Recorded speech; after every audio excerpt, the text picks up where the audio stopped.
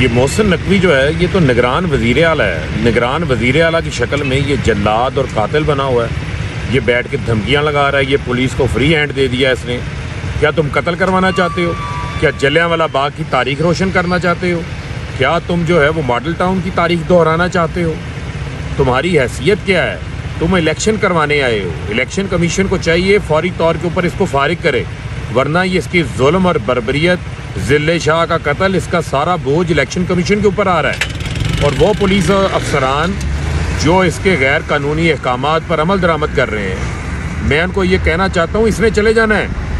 ये महीने डेढ़ महीने का मेहमान है, ये कोई परमानेंट हुकूमत नहीं है। आप लोगों ने सर्विस में रहना है ना, तो फिर कल को इसका बोझ भी आप लोगों को उठाना पड़ेगा। लिहाजा सोच समझ के इसके गैर कानूनी अहकामात के ऊपर आप अमल दरामद करें। बैरिस्टर हसन नियाजी, जिनकी अभी दहशतगर्दी की अदालत में उनकी जमानत हुई है, पहले 2 मुकदमात में उनकी जमानत कन्फर्म हुई है। नए मुकदमे में उनको जमानत कबल अज़ वक्त गिरफ्तारी दी गई है। ये नौशेरवान SP जिसने उस दिन हमला किया था, ये हसन नियाजी को इस्लामाबाद दहशतगर्दी की अदालत के बाहर से अगवा करके ले गया है।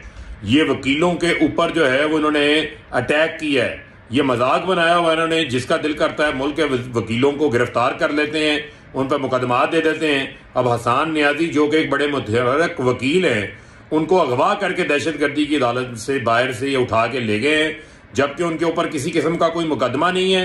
उन्होंने की तमाम मुकदमात में जो है वो बेल है। इस जुल्म और बर्बरियत के खिलाफ तमाम बाज को जो है वो सरापा एहतजाज होना चाहिए।